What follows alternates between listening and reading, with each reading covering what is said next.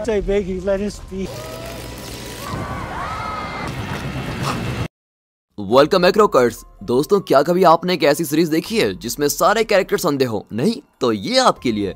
Movie की शुरुआत भविष्य में एक बहुत ही बुरे समय से होती है। एक वायरस की वजह से दुनिया की ज्यादातर आबादी खत्म हो गई है और अब 20 लाख से भी कम लोग जिंदा बचे हैं। वायरस के पूरे प्रभाव की वजह से सभी लोग अंधे हो गए हैं और उनके होने वाले बच्चे भी अंधे पैदा होते हैं। और फिर जैसे जैसे समय गुजरता है, चीजों को देख पाने की शक्ति सिर्फ एक कल्पना ही रह जाती है। लेकिन समय के साथ साथ इंसानों की सूंघने और सुनने की शक्ति पहले से बहुत ही ज्यादा बढ़ जाती है, जिसकी मदद से वहाँ पर लोग बिना देखे अपनी जिंदगी को जी रहे होते हैं। लेकिन इस सब की वजह से दुनिया वापस पुराने समय में चली जाती है, जहाँ टेक्नोलॉजी का नाम भी नहीं था। लेकिन कुछ बहुत कम मामलों में माना जाता है कि कुछ लोगों के पास अभी भी देखने की शक्ति है, लेकिन उनको राक्षस कहकर मार दिया जाता है। कैनुसा नाम के शहर को दिखाते हैं, जहां एक रानी रहती है जिसका नाम केन है। केन राक्षसों को ढूंढने वाली सेना की नेता है और साथ ही डैम के ऊपर बने शहर की देखरेख करने वाली भी केन ही है। रानी केन एक बहुत ही धार्मिक औरत है और उसको लगता है कि जिन भी लोगों के पास देखने की शक्ति है वो भगवान की इच्छा के उल्टे हैं और वो राक्षस हैं। फिर वो अपनी शक्तियों का बेरहमी से प्रयोग करती है और आंखों से देख पाने वाली बात को फैलाने वाले लोगों को मरवा देती है। इसके बाद एक बहुत ही बड़े जंगल के बीच एल्कनी जनजाति को दिखाया जाता है। एल्कनी जनजाति का मुखिया एक शूरवीर योद्धा है जिसका नाम बाबा बॉस है। बाबा की पत्नी मागर को जल्दी बच्चे होने वाले हैं और उसका ध्यान उनके जनजाति में रहने वाली पेरिस नाम की औरत रख रही है। पेरिस वहाँ पर रहने वाली सबसे बड़ी सदस्यों में से एक है, यानी कि बूढ़ी है। फिर दिखाते हैं कि मागरा दर्द में है और अपने पति के लिए चिल्लाती रहती है, लेकिन कुछ बहुत ही जरूरी काम की वजह से बाबा अपनी पत्नी के साथ नहीं हो सकता। अब उनकी जनजाति पर राक्षसों को ढूंढने वाली सेना हमला करने वाली है, क्योंकि उनको लगता है कि मागरा भी एक राक्षस ही है। और फिर वहां पर रहने वाले लोगों को यह भी पता है कि अगर वो अपने बाबा बॉस का साथ देंगे तो वो मारे जाएंगे। लेकिन अपने सरदार की पत्नी के लिए जनजाति के सभी लोग अपनी जान को दांव पर लगाने के लिए बिल्कुल तैयार हैं। वैसे तो जनजाति के पास देखने की शक्ति नहीं है, लेकिन सुनने और बाकी शक्तियों के दम पर उन्होंने महारत हासिल कर रखी है। और फिर जनजाति के अनुभवी सदस्य अनुमान लगाते हैं कि दुश्मन की सेना में 200 लोग होंगे और वो खतरनाक हथियारों के साथ हैं जो उनकी तरफ तेजी से आ रहे हैं। और फिर बाबा घोषणा करता है कि वो अपने लोगों को बचाएगा और युद्ध का सींग बजा लेता है और फिर लोगों को प्रोत्साहित भी करता है और अपनी सफलता के लिए वो एक परंपरागत डांस भी करते हैं। अब कहीं और राक्षसों को मारने वाली सेना का मुखिया तेमाक्ती जैन को दिखाते हैं, जो एक बैग्स नाम के आदमी के साथ है। बैग्स भी एल्कनी जनजाति का ही सदस्य है, लेकिन उसके और बाबा के बीच संबंध अच्छे नहीं है, इसलिए वो मागरा को मारने में दुश्मनों की हेल्प कर रहा है और ऐसा कर कर वो बाबा को सबक सिखाना चाहता है। बैग्स बताता है कि मागरा कोई साधारण औरत नहीं है। पिछली सर्दियों में मागरा प्रेग्नेंट और जख्मी हालत में उनके समूह के पास एक बर्फ के तूफान से गुजर के आई थी और बाबा ने उसको अपनी पत्नी मानकर उसके बच्चों को गोद ले लिया था। तब से मागरा उन सभी लोगों के साथ रह रही है, लेकिन बैग्स को ये पसंद नहीं है कि बाबा अपनी मनमानी चलाए। फिर बैग्स सेना के सरदार को एक हार देता है जिस पर मागरा को प्रेग्नेंट करने वाले इंसान का नाम लिखा हुआ है और फिर सरदार उसको छूकर बिल्कुल ही हैरान हो जाता है, क्योंकि हार पर जर्मराल नाम लिखा हुआ है और माना जाता है कि पृथ्वी पर वो एक आदमी है जिसके पास देखने की शक्ति है। रानी के आदेशों के अनुसार सेना का सरदार सालों से जर्मराल को मारने की कोशिश में लगा हुआ है। अगर जर्मराल ही मागरा के बच्चे का बाप है तो तिमाक्ती उसको ढूंढने के बहुत ही करीब है और अपनी जिंदगी के इतने बड़े लक्ष्य के पास खुद को पाकर सेना का सरदार बहुत ही खुश हो जाता है और बैग से एल्कनी जनजाति की सुरक्षा के तरीकों के बारे में पूछता है। और यहाँ दूसरी तरफ मागरा ने एक बच्चे को जन्म दे दिया है और उसको महसूस होता है कि उसके शरीर में अभी भी एक और बच्चा है और फिर पेरिस उसकी मदद करती है और आखिर में मागरा को एक बेटा और एक बेटी होते हैं। फिर दिखाते हैं कि जंगल की सीमा पर जनजाति के लोगों की सुरक्षा के लिए एक पत्थरों से बनी दीवार बनाई गई है।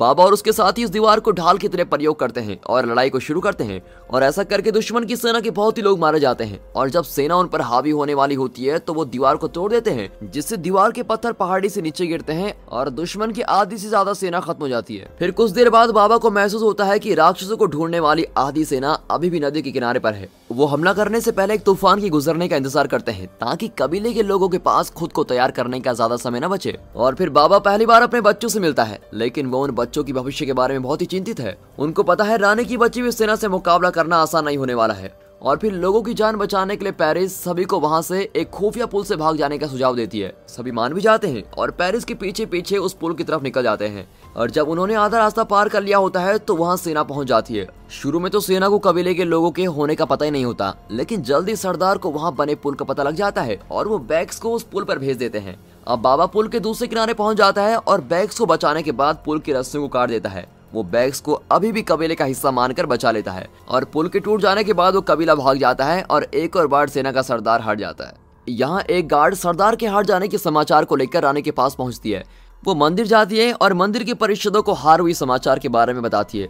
और फिर पता लगता है कि जरमराल ने काफी समय पहले रानी की बहन को मार दिया था, इसलिए रानी किसी भी कीमत पर जरमराल को मारना चाहती है। और इसके साथ साथ दृष्टि वाला कोई भी इंसान रानी और उसके लोगों के लिए एक दानव है। अब जैसा कि रानी को जरमराल के 2 बच्चे के बारे में पता चल गया है, तो वो तीनों की जान लेने के लिए सेना की एक और टुकड़ी को सरदार तिमाकती के पास भेज देती है। अब यहाँ दूसरी तरफ कबीला एक जगह पर रुक गया है और मागरा सभी को जरमराल के बारे में बताती है। वो बताती है कि जरमराल की देख पाने वाली शक्ति की अफवाहें बिल्कुल सच हैं। वो धर्म जैसी चीजों में विश्वास नहीं करती है और उसको लगता है कि उसकी दृष्टि दुनिया को बेहतर जगह बनाने में काम आएगी। उसने मागरा को पहाड़ों के बीच में एक ऐसी जगह के बारे में बताया है जिसको कभी भी कोई ढूंढ नहीं सकता, क्योंकि वो जगह एक भूल भुलैया की तरह है। और फिर मागरा सभी को उस जगह लेके जाती है और सभी वहाँ बसने का तय करते हैं। अब बाबा अपने दोनों बच्चों के साथ बाहर आ जाता है और फिर पता चलता है कि उन दोनों बच्चों के पास भी देखने की शक्ति है।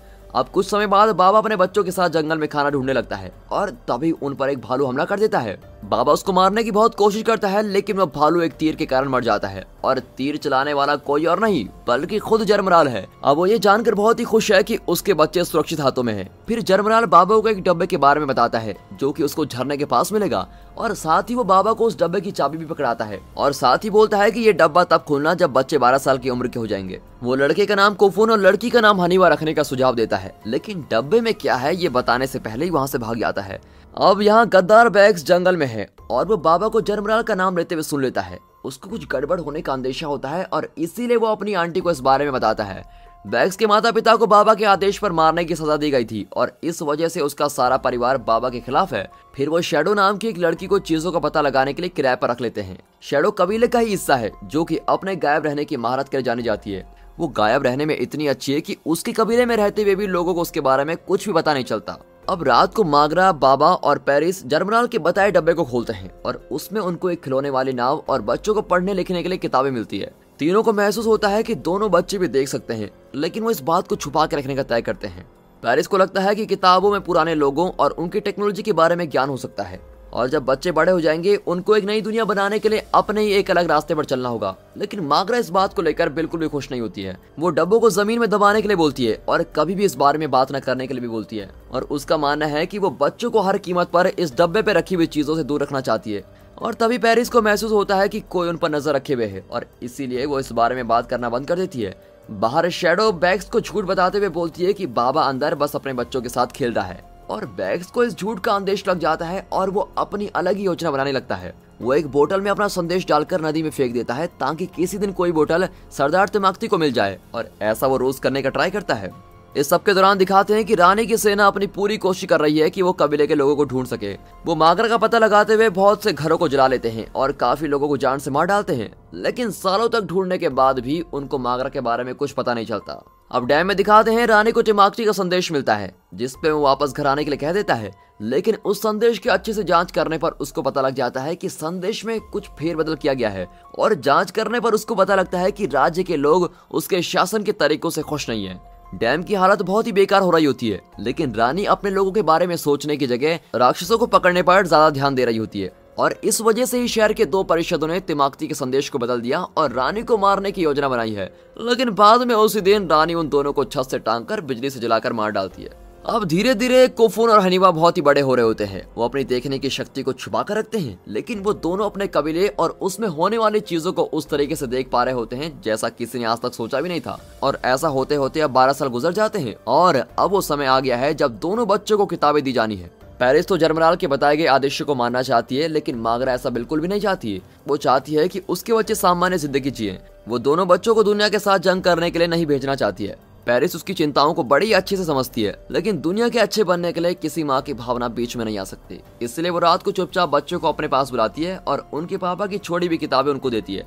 शुरू में वो अपनी माँ के खिलाफ जाने से मना कर देते हैं और वहाँ से चले जाते हैं, लेकिन कुछ समय बाद वो इस बारे में बात करते हैं और किताबों को पढ़ने की कोशिश करते हैं। बाहर बाबा उनकी बातें सुन रहा होता है, लेकिन वो दोनों बच्चों को अपना रास्ता चुनने का पूरा हक देता है। वो पेरिस से बच्चों के बारे में बात करता है और मागरा से किताबों के बारे में छुपा के रखने का ट्राई करता है, क्योंकि उनको पता है कि अगर मागरा को इस बात का पता चल जाएगा तो वो सभी किताबों को जला देगी। अब अगले कुछ महीनों तक रोज बच्चे अपनी माँ से छुपकर शब्दों को पढ़ना सीखते हैं और कुछ समय बाद वो पूरे एक वाक्य को पढ़ रहे होते हैं, जिसकी मदद से उनको पुराने समय के बारे में बहुत ही ज्ञान मिलता है। अब नदी के किनारे एक छोटी बच्ची को एक बोतल मिलती है और ये वही बोतल में से एक है जिसमें बैक्स सरदार तिमाकती को संदेश भेजता है। अब बहुत समय तक जरमराल को ढूंढते हुए नाकाम होने के बाद सरदार तिमाकती वापस घर जाना चाहता है और वो अपनी रानी के सामने घुटने टेक कर कहता है कि वो अपने साथ 100 से ज्यादा घोड़े, बहुत सारा अनाज और ऐसी बहुत सी चीजें लेकर आया है जो कि राज्य में रहने वाले लोगों के लिए बेहद जरूरी है। लेकिन वो कहता है कि जिस काम के लिए उसको भेजा गया था वो उसमें नाकाम रहा और वो ये भी कहता है कि वो इसकी सजा पाने के लिए बिल्कुल भी तैयार है।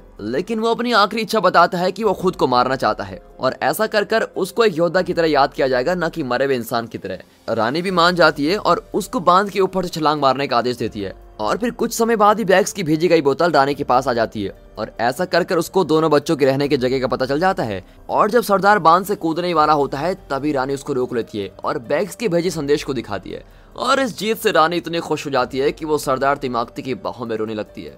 दूसरी तरफ हनीवा और कोफून को एक मीटिंग के लिए इकट्ठा होने की आवाज आती है और पता लगता है कि बैक्स और उसकी आंटी के बीच हुए रिश्तों की वजह से उनका एक मरा हुआ बच्चा पैदा हुआ है और सभी इस घटना से हैरान हो जाते हैं। लेकिन इसकी वजह से एक जरूरी समस्या पर ध्यान जाता है। कबीले में लोगों की कमी होने के कारण वहाँ के लोगों ने अपने रिश्तेदारों के साथ अलग रिश्ते बनाने शुरू कर दिए। पेरिस को लगता है कि उन्हें दूसरे कबीलों के त्योहारों में जाकर उनसे जान पहचान बढ़ानी चाहिए और बाबा इस बात को लेकर उलझन में है क्योंकि वो कबीलों को छुपा कर रखना चाहता है। लेकिन जब सभी लोग पेरिस का साथ देते हैं तो बाबा को इस बात को मानना ही पड़ता है। अब बाबा अपने बच्चों को वहीं रहने को बोलता है और सभी गांव के लोगों को अपने पुरानी पहचान को छुपाए रखने को बोलता है और इस तरह से वो अपने घरों को रानी की सीमा से बचा सकते हैं। बाबा मागरा और कबीले के सभी लोगों के जाने के बाद कोफून और हनीवा उनका पीछा कर रहे होते हैं और फिर वो रात को एक बाजार जैसी दिखने वाली जगह पर रुक जाते हैं जहाँ बहुत सारे लोग त्योहार को देखने के लिए इकट्ठा हुए हैं और कुछ समय में पता लग जाता है कि ये त्योहार दृष्टि वाले लोगों को जलाकर मारने के लिए मनाया जा रहा है और बहुत सारे अंधे लोग जिन पर दृष्टि होने का झूठा आरोप लगाया गया है उनको आग में डालने के लिए बांध दिया गया है और एक पुजारी उनको राक्षस बोलकर उनके ऊपर आग लगा देता है। और वहाँ हनीवा और कोफून भी इस तरीके से बिहेव करते हैं जैसे वो भी अंधे हैं। वो लोगों को आग के चारों तरफ घूमते और एक दूसरे को प्यार करते हुए देखते हैं। पेरिस और मागरा भी इस दृश्य को महसूस करती हैं। पेरिस बोलती है कि वैसे तो लोग रानी की सेना से बचे हुए हैं लेकिन रानी की सोच बहुत ही जल्दी फैल रही है और लोगों को राक्षस बना रही है। लेकिन कोफून सब देख नहीं पाता और वहाँ सभी लोगों को छोड़कर दूर चला जाता है और जब कोई आसपास नहीं होता तो वहाँ आकर कोई उसका अपहरण कर लेता है। सिर्फ कोफून ही नहीं बल्कि बहुत सारे बच्चों को बेचने के लिए उठा लिया गया है। और फिर हनीवा अपने भाई के न मिलने पर जल्दी से जाकर अपने माँ बाबा के पास जाती है और फिर कोफून को ढूंढने के लिए एक समूह बनाया जाता है जिसमें बाबा, मागरा, पेरिस और हनीवा और भी कई लोग हैं। और इस सब के दौरान बच्चों को बेचने वाले लोग सभी बच्चों के साथ होते हैं और उनका हाथ और मुंह बंद कर उनको एक दूसरे शहर में लेके जा रहे हैं। अब 1 घंटे बाद वो एक बिल्डिंग में पहुंच जाते हैं जहां सभी के हाथों को खोल दिया जाता है और जमीन पर बिठा दिया जाता है। फिर बाबा और उसके साथी कुछ समय पहले जलाई गई एक लकड़ी के पास पहुंचते हैं और समझ जाते हैं कि बच्चों को ले जाने वाले लोग वहां कुछ समय पहले रहे होंगे। अब इस बात का उनको पक्का पता नहीं होता लेकिन तभी हनीवा का ध्यान उसके भाई के लिखने के संदेश पर जाता है और उस संदेश में उसने निशानों का पीछा करने को कहा होता है। और जब हनीवा सभी लोगों को इस बारे में बताती है तो मागरा बिल्कुल ही हैरान हो जाती है।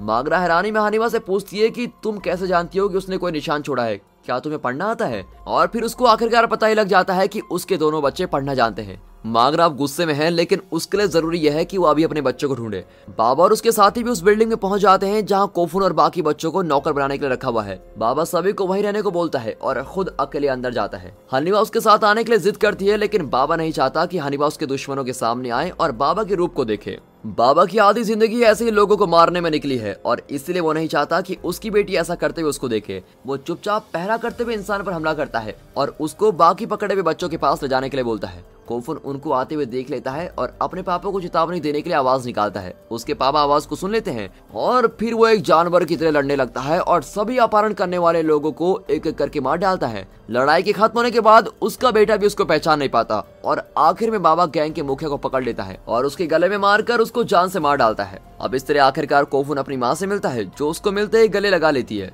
लेकिन अपनी जिंदगी की इतनी बड़ी चीज उसकी माँ से छुपाने के लिए उसकी माँ उसको अपने से दूर कर लेती है। और जब वो गांव पहुंचते हैं तो दोनों बच्चे अपनी माँ से माफी मांगते हैं और बोलते हैं कि उनको दी गई किताबों के हिसाब से किसी दिन उन दोनों को बहुत ही दूर जाना होगा। अब मागरा बड़ी भावुक होकर उनको गले लगा लेती है और समझ जाती है कि उन दोनों की अलग ही दुनिया है। बाहर बाबा एक कुत्ते को भौंकते हुए सुन लेता है और महसूस करता है कि उनकी तरफ रानी की सेना आ रही है और फिर गांव की तरफ आते हुए सेना दिखाई देती है। इसके दौरान मागरा एक छोटी थैली निकालती है जिसके अंदर कुछ जरूरी चीजें होती हैं और इससे पहले कि वो थैली अपने बच्चों को दे पाती, सेना के हमला करने के बाद कबीले में पहुंच जाती है और बैग सभी कबीले वालों से बोलता है कि मागरा को हमको रानी के पास देना होगा, तभी हम बच पाएंगे। अब कोफून गुस्से में स्थिति का फायदा उठाते हुए बैग्स को बंदी बना लेता है और फिर बैग्स का प्रयोग करके कोफून और उसका परिवार गांव से दूर चला जाता है। उसके पीछे पीछे शैडो भी आती है जो कि उनके सफर में उनका साथ देना चाहती है। और जब बाबा और उसका परिवार काफी दूर पहुंच जाता है, हनीवा बैग्स को मारना चाहती है, लेकिन कोफून उसको जाने देता है क्योंकि वो दिखाना चाहता है कि वो लोग राक्षस नहीं है, जैसा कि उनको समझा जाता है। और जब सभी वहां से चले जाते हैं तो बैग्स वापस गांव में जाकर सेना के मुखिया तिमाक्ती को उनके भागने के बारे में बताता है। सेना पूरे गांव को चाकू की नोक पर रखती है और तिमाक्ती बोलता है कि कोफून और हनीवा के नाम मिलने तक गांव के सभी लोगों को राक्षस माना जाएगा।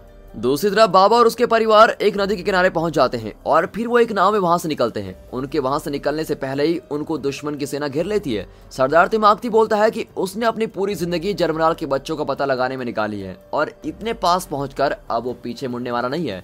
साथ ही बोलता है कि अगर वो लोग सरदार के साथ नहीं आएंगे तो पूरे गांव के लोगों को मार दिया जाएगा। और फिर दुश्मन के सैनिक पानी में नाव के करीब पहुंच जाते हैं और जब एक सैनिक ज्यादा पास आ जाता है तो बाबा उसको मार देता है और इसकी वजह से बाकी सैनिकों को नाव की सही लोकेशन का पता लग जाता है। अब इसकी वजह से दोनों दलों के बीच काफी लड़ाई होती है और लड़ाई के बीच में हनीवा बैग्स को एक तीर मार देती है। फिर बाबा किसी तरह से नाव को गहरे पानी की तरफ लेके जाता है। अब जैसा कि सेना के पास कोई नाव नहीं है, इसलिए सेना दोबारा बाबा और उसके परिवार से दूर हो जाती है और सेना का सरदार बैग्स को तड़पने से बचाने के लिए उसको मार देता है और एक सिपाही को गांव के सभी लोगों को मारने के लिए बोलता है। पेरिस जो कि नाव पर ही है, वो सभी को जरमराल के छोड़े एक नक्शे को दिखाती है। उनके पास दो रास्ते हैं जिनमें वो नक्शे की बताई गई नदी से होते हुए जा सकते हैं और दूसरा रास्ता उनको जंगल से होते हुए एक सुरक्षित जगह पर पहुंचा सकता है। अब वो सभी वोट करते हैं और जरमराल के नक्शे पर जाने का तय करते हैं, लेकिन मागरा इस बात से खुश नहीं है, लेकिन वो इस बात को लेकर बहस नहीं कर सकती। अब कुछ देर बाद वो नदी के किनारे रात को आराम करने के लिए रुकते हैं। दूसरी तरफ रानी को बाबा और उसके परिवार के दोबारा बच निकलने की खबर लग जाती है और परिषद के सदस्य रानी को राज्य पर ध्यान देने के लिए विनती करते हैं क्योंकि राज्य पर ध्यान देने की जरूरत है। और तभी पता चलता है कि कभी रानी जरमराल के साथ प्यार में हुआ करती थी, लेकिन वो रानी के प्यार को समझ नहीं पाया और लोगों को लगता है कि उन पर एक प्यार में पड़ी रानी शासन कर रही है जो कि सिर्फ अपने बारे में सोच सकती है। उसके अहंकार की वजह से ही राज्य ने बहुत लोग और संपत्ति को खो दिया है और सभी लोग इस बात को भी बोल रहे होते हैं। फिर रानी जल्दी से मीटिंग को छोड़कर चली जाती है और बाद में परिषद के उन सभी सदस्यों को मरवा देती है जो उसके खिलाफ थे।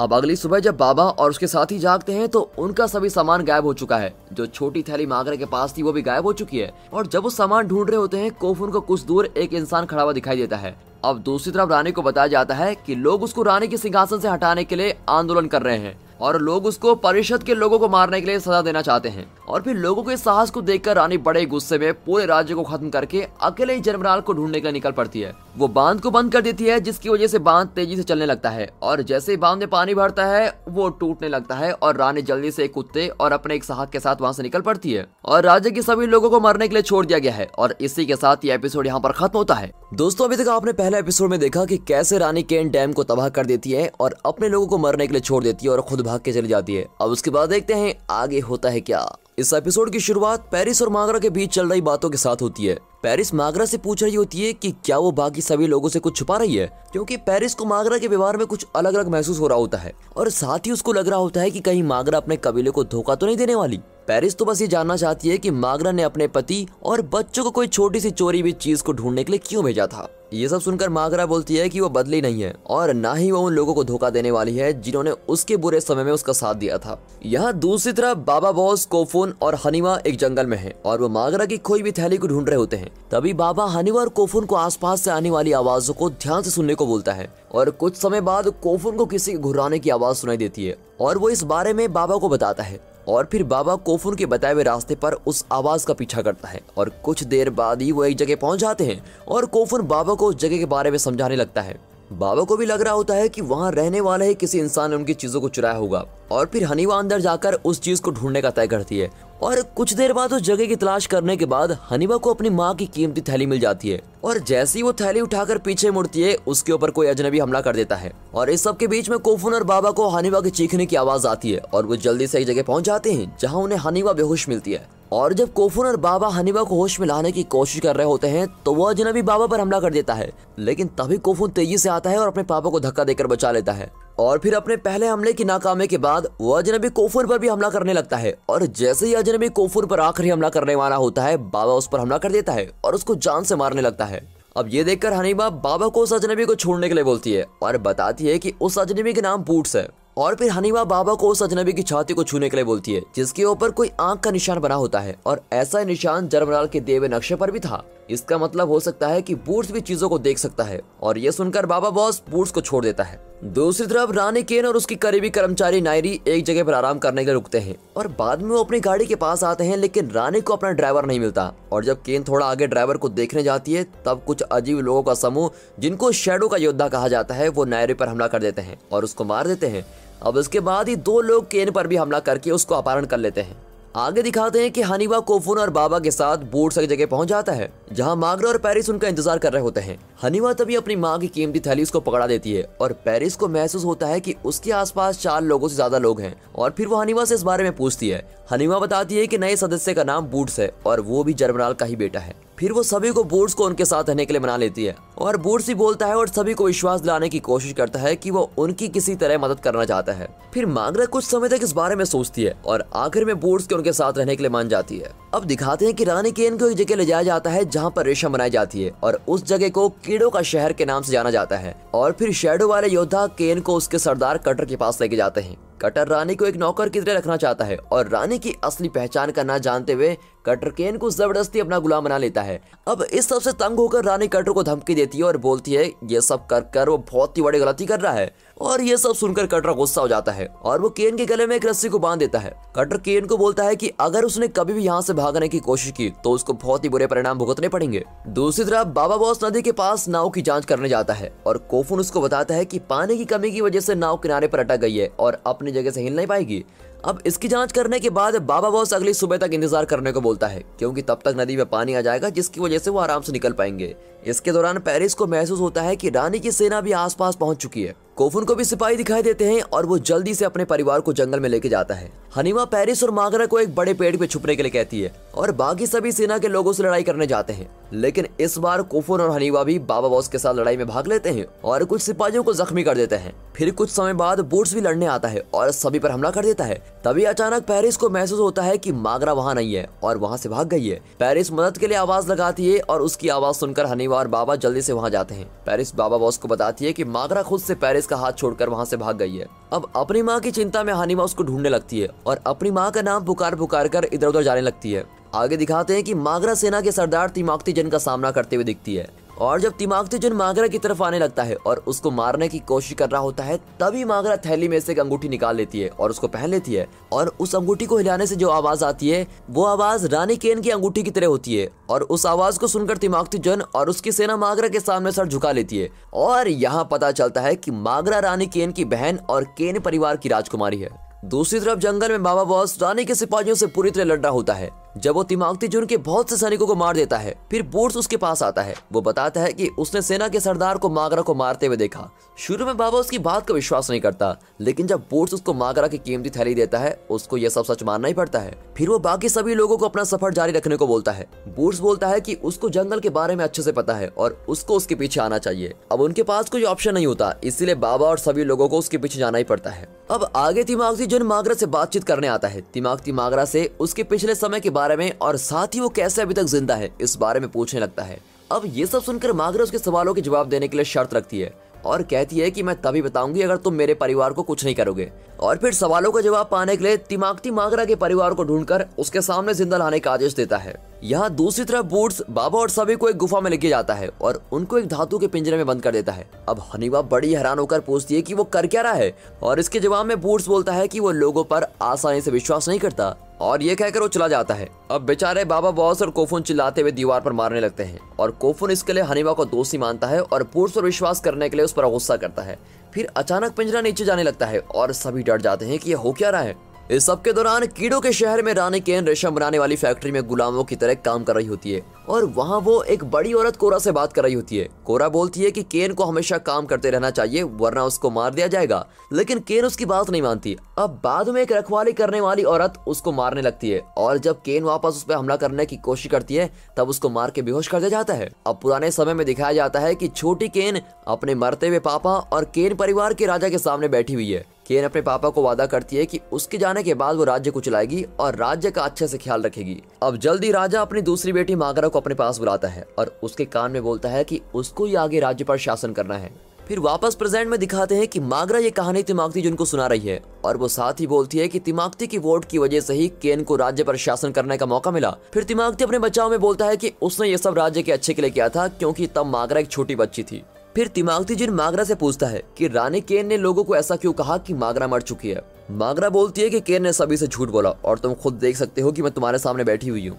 दोस्तों, केन और मागरा के पिता केन के बड़े होने के बाद भी मागरा को राज्य की रानी बनाना चाहता था। आपको क्या लगता है उनके पिता ने ऐसा क्यों किया होगा? कमेंट सेक्शन में जरूर बताइएगा। दूसरी तरफ पिंजरे में बाबा बॉस सभी को उसके पीछे आने को बोलता है और आगे जाते हुए उनको रास्ते में कोई मिलता है जो उनका वहाँ स्वागत करता है। जब हनीवा उस अजनबी की तरफ जाती है वहाँ से कुछ लोग आते हैं और बाबा और उसके साथियों पर हमला कर देते हैं और ऐसे वो सभी बेहोश हो जाते हैं। फिर बाद में जब वो सभी होश में आते हैं तो वो अपने आप को एक पिंजरे में पाते हैं। बाबा बॉस को लगता है कि अगर यहाँ पर रहने वाले लोग उनको मारना चाहते तो कब का मार चुके होते और इसीलिए वो मानता है कि यहाँ के लोग उनसे कुछ और ही चाहते हैं। इस सब के दौरान केन कोरा से बात करती है और अपनी पहचान उसको बता देती है, लेकिन कोरा तो कटर के लिए काम करती है और वो जाकर उसको केन की रानी होने की बात बता देती है। अब कुछ समय बाद ही केन को घसीट कर कटर के सामने लाया जाता है। वो केन को एक मेज पर रखकर उसका शाही ताबीज निकाल देता है क्योंकि कटर को लगता है कि उस ताबीज से उसके लिए बहुत ही अच्छा होगा।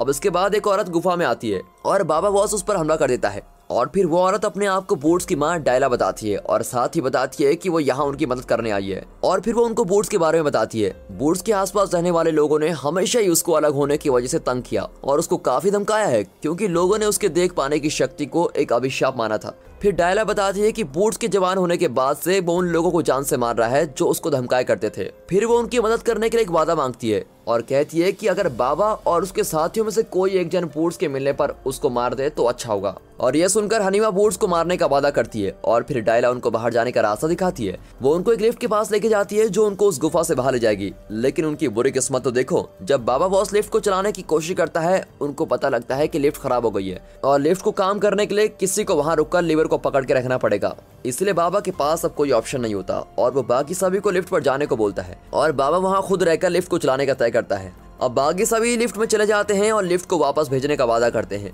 लेकिन गुफा में रहने वाले लोगों को उनके भागने का पता लग जाता है और बाबा बॉस पर हमला कर दिया जाता है और फिर बाबा बॉस सभी को हरा देता है और अपने साथियों को सही सलामत गुफा से बाहर निकाल देता है। लेकिन जब हनीवा और कोफून लिफ्ट को नीचे भेजने की कोशिश करते हैं तभी लिफ्ट की डोर टूट जाती है और लिफ्ट जोर से नीचे गिरती है और फिर नीचे सभी लोगों को हराने के बाद बाबा बॉस लिफ्ट के लिए बनी जगह से पत्थरों के सहारे ऊपर चढ़ता है और फिर बहुत ही मुश्किलों और कोफून हनीवा की मदद से वो गुफा से बाहर जिंदा निकल पाता है और अब बिना समय को बेकार किए सभी जंगल से अपने सफर पर निकल पड़ते हैं। इस सब के दौरान बूट्स को तिमाकती की सेना के आदमियों ने पकड़ लिया है और उसको मागरा के पास ले जाया जाता है। मागरा उसकी जान बचाना चाहती है और इसके लिए वो बूट्स को अपने परिवार का हिस्सा बोलती है और फिर वो तिमाकती को उन दोनों को अकेला छोड़ने के लिए बोलती है। और जब सभी लोग चले जाते हैं मागरा बूट्स से अपने परिवार के बारे में पूछती है, लेकिन बूट्स उसे झूठ बोलता है कि उसने उसके परिवार को कहीं नहीं देखा और वो भी उन सभी को ही ढूंढ रहा है।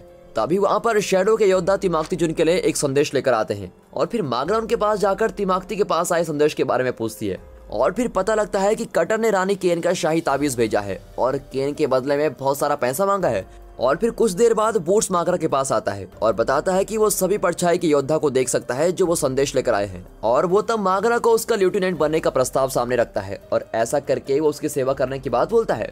और फिर मागरा इसके बारे में ध्यान से सोच ही रही होती है कि इसी के साथ ये एपिसोड यहाँ पर खत्म हो जाता है। तो दोस्तों, इस एपिसोड की शुरुआत में दिखाते हैं कि तिमाकती जुन रानी केन के बारे में जो आदमी संदेश लेकर आए होते हैं उन योद्धाओं को मार रहा होता है। एक शैडो योद्धा को तो पहले ही मार दिया गया है और दूसरे से तिमाकती जुन पूछताछ कर रहा है और जब वो नहीं बताता तो वो उसकी उंगलियां काटने की धमकी भी देता है। अब कुछ देर बाद तिमाकती जुन मागरा के पास जाता है और बताता है उसको रानी केन का पता लग गया है और वो उसको बचाने के लिए जाने वाला है और वो साथ ही बोलता है कि वो बूट्स के बारे में भी जानता है कि वो मागरा का बेटा नहीं है लेकिन वो जर्मराल का बेटा है। और ये बात सुनकर मागरा अपना सिर हिलाते हुए हामी भरती है। अब अचानक जब तिमाकती जुन बोलता है कि वो इस जगह को छोड़कर अपनी सेना के साथ जा रहा है तो मागरा उसको रोकने की कोशिश करती है और उसको कहती है कि पहले मेरे परिवार को ढूंढो, लेकिन तिमाकती जुन बोलता है कि मैंने तो अपने योद्धाओं को पहले ही तुम्हारे परिवार को ढूंढने के लिए भेजा था लेकिन वो मिले नहीं। और फिर जब तिमाकती मागरा के साथ झगड़ते हुए बात कर रहा होता है तब बूट्स खड़ा होकर उसकी तरफ आने लगता है और तिमाकती को इसका पता लग जाता है और इसलिए वो बूट्स को अपनी सीमाओं में रहने के लिए बोलता है और साथ ही वो बूट्स के पास देख पाने की शक्ति होने की वजह से उसको बाकियों से ऊपर न समझने के लिए भी सलाह देता है। अब इसके बाद तिमाकती अपने 8 लोगों को वहीं छोड़ देता है ताकि वो मागरा के परिवार को ढूंढ सके और वो मागरा और बाकी सभी रानी को ढूंढने के लिए चले जाते हैं। अब बाबा बॉस, कोफून, पेरिस और हनीवा अपने रास्ते में है और उनके पीछे बोलवैन भी आ रही है और फिर कुछ समय बाद वो लोग एक खुली जगह पर पहुंचते हैं जहां वो रात को रुकने का तय करते हैं। कोफुन बाबा बॉस के पास जाता है और उसको कुछ दूर लेवेंडर रोड दिखती है, जिसका मतलब साफ है कि वो जर्मनाल के ज्ञान के घर के बहुत ही पास है। और फिर कीड़ों के शहर में दिखाते हैं कोरा रानी केन के पास जाती है और उसको खाना देती है, लेकिन वो खाना नहीं खाती और फेंक देती है। तभी उसकी एक अंगूठी से आवाज आने लगती है और बाहर से एक पहरेदार आकर उसको पूरी तरह से मारता है। फिर अगले दिन दिखाते हैं बाबा बॉस और बाकी साथी लेवेंडर रोड से चलते हुए ज्ञान के घर की तरफ चल रहे हैं और कुछ ही दूर चलने के बाद वो एक ऐसी जगह पर पहुंचते हैं जहां मरी हुई लाशों की महक आ रही है और उस रास्ते पर आगे जाना कितना खतरनाक हो सकता है ये दिखाने के लिए उन लाशों को लटकाया गया है। लेकिन इसके बाद भी बाबा बॉस बोलता है कि वो काफी आगे आ चुके हैं और अब पीछे हटने का तो कोई मतलब ही नहीं है। यहाँ तिमाकती जुन और उसके लोग कीड़ों के शहर पहुंच जाते हैं और वो बूट्स को आसपास की जगह की जांच करने के लिए बोलता है। फिर बूट्स चुपचाप अंदर जाकर तिमाकती को उस जगह की और पहरेदारों की अच्छे से जानकारी देता है। अब इसके बाद मागरा तिमाकती जुन को मना करती है कि अभी मत जाओ, लेकिन तिमाकती जुन मागरा के आदेश को न मानते हुए अकेला अंदर जाता है और वहाँ आक्रमण कर देता है। वो रेशम बनाने वाली फैक्ट्री में पहुंच जाता है और सभी पहरेदारों को मार देता है। फिर कोरा और केन भी मिलकर कटर को जान से मार डालती है और जल्दी तिमाकती जुन रानी केन को ढूंढ लेता है और उसको बताता है कि अब वो सुरक्षित है। फिर वो मागरा को रानी केन से मिलने के लिए बुलाता है और जब मागरा अपनी बहन को छूती है तो वो जल्दी से अपनी बहन केन को पहचान लेती है और उसको उसके नाम से पुकारती है। अब केन मागरा को अपने साथ बैठने को बोलती है और कैनोजा शहर के बारे में बताती है। वो बताती है कि उसने बांध और कैनोजा शहर को तबाह कर दिया है, जिसमें सभी लोगों की मौत हो गई है। फिर वो मागरा और तिमाकती जुन को बोलती है कि ये बात किसी को भी मत बताना और अगर बतानी हो तो ये बताना कि भगवान ने गुस्से में सब कुछ तबाह कर दिया और सभी लोग मारे गए, लेकिन उनकी रानी केन बच गई। और ये सुनकर तिमाकती केन के अपने बारे में सोचने के रवैये से बहुत ही गुस्सा हो जाता है और सोचने लगता है कि मागरा केन की जगह रानी अच्छी हो सकती थी। आगे दिखाते हैं कि बाबा बॉस और बाकी सभी ज्ञान के घर की तरफ जा रहे हैं, लेकिन अचानक उसको कुछ महसूस होता है और वो सभी को रुकने के लिए बोलता है। और फिर जब वो एक पत्थर आगे उठाकर फेंकता है तो कहीं से बहुत सारे तीर उस पर लग जाते हैं। तभी कोफुन को एक तीर चलाने वाला दिख जाता है और वो बाबा को उसके बारे में बताता है। फिर बाबा बॉस अपना हथियार फेंककर उस आदमी को मार देता है और फिर इसके बाद बोलवैन उस मरे हुए इंसान के हथियार को उठाने के लिए जाती है, लेकिन बुरी किस्मत तो देखो, जब वो वापस हथियार लेकर आ रही होती है तो एक तीर उसके हाथ से नीचे गिर जाता है और गिरने की आवाज से बहुत सारे तीर उसके ऊपर आने लगते हैं और एक तीर बोलवैन को जख्मी कर देता है। और ये देखकर हनीवा उसको बचाने के लिए आगे जाती है और इस वजह से कोफुन उसको रोकने के लिए हनीवा का नाम चिल्लाता है। और फिर हनीवा का नाम सुनकर तीर चलाने वाले लोगों का सरदार बाहर आता है और बताता है कि सिर्फ हनीवा और कोफुन ही आगे आ सकते हैं। और ये सुनकर कोफुन गुस्सा हो जाता है और वापस जाने को बोलता है, लेकिन हनीवा उसको कहती है कि हमें अपने असली बाप से भी तो मिलना है। और फिर जब हनीवा और कोफुन बहस कर रहे होते हैं तो बाबा बॉस उनको आगे बढ़ने के लिए कहता है। बाबा बॉस उनको विश्वास दिलाता है कि वो हमेशा आसपास ही रहेगा और इसके बाद वो बोलवैन को अपनी पीठ पर बिठाकर चलने लगता है। और फिर जाने से पहले पेरिस उन दोनों को बोलती है कि अपने माँ और बाबा बॉस को हमेशा याद रखना, क्योंकि उन्होंने तुम्हें एक असली माँ पिता की तरह पाला है। आगे कोफुन और हनीवा एक पुल पर चल रहे होते हैं और वहाँ उनका स्वागत बिजली से चलने वाली रोशनी से किया जाता है, जो वो अपनी जिंदगी में पहली बार देखते हैं। फिर कुछ समय बाद वहाँ जर्मनाल आता है और उनका ज्ञान के घर में स्वागत करता है। वो उनको अंदर लेकर जाता है और बाकी सभी बच्चों से मिलवाता है और फिर खाने के बाद वो हनीवा और कोफुन को उनका कमरा दिखाता है और आराम करने को बोलता है। अब जर्मनाल के जाने के बाद कोफुन अकेले अपने कमरे में सो नहीं पाता, इसलिए वो हनीवा के कमरे में चला जाता है और दोनों वहाँ उन्नत उपकरणों के बारे में बातें करते हुए सो जाते हैं। यहाँ तिमाकती जुन कोरा को एक टेंट में लेके जाता है और बूट्स को उसका बहुत ही अच्छे से ध्यान रखने को बोलता है। साथ ही वो कोरा को सभी से दूर रखने के लिए और कोई उससे बात न कर पाए इस बात का ध्यान रखने का आदेश देता है।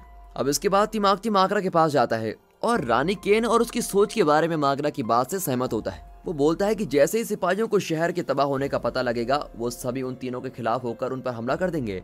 वो मागरा को केन से बात करके उसको रानी के सिंहासन को छोड़ने के लिए मनाने को बोलता है और इस सब के दौरान केन के आदेश से कोरा बूट्स को अपनी तरफ करने के लिए ललचाती है और वो बोलती है कि अगर बूट्स उनकी मदद करेगा तो रानी उसको अपना लेफ्टिनेंट बना देगी और ये सुनकर बूट्स उनके साथ हो जाता है। अब दूसरी तरफ मागरा रानी केन के पास जाती है और कहती है कि तुम सिंहासन को छोड़ दो, मैं रानी बन जाती हूँ, लेकिन दुर्भाग्य से केन इस बात को मानने के लिए मना करते हुए बोलती है कि उसके मरने से पहले वो कभी भी किसी को भी अपने सिंहासन नहीं देगी। और फिर अगले दिन जर्मनाल कोफुन और हनीवा को लेकर लाइब्रेरी और वहाँ की काफी सारी चीजें दिखाता है। अब वहाँ घूमते हुए कोफुन उनकी माँ के मर जाने के बारे में बताता है, लेकिन वो जर्मनाल की कोई प्रतिक्रिया न देखकर बिल्कुल ही हैरान हो जाता है। और बाद में जब जर्मनाल दोनों को बिजली बनाने वाली जगह लेके जाता है तो वहाँ वो जर्मनाल के सबसे बड़े बेटे ओलोमैन से मिलते हैं। कोफुन ओलोमैन से पूछता है कि क्या वो सभी भगवान है और जवाब में ओलोमैन बोलता है कि वो भगवान तो नहीं है, लेकिन भगवान के बनाए गए बाकी अंधे लोगों में से बेहतर है। और वो साथ ही बोलता है कि देख ना पाने वाले लोग अपनी जिंदगी जंगली जानवरों की तरह गुजारते हैं।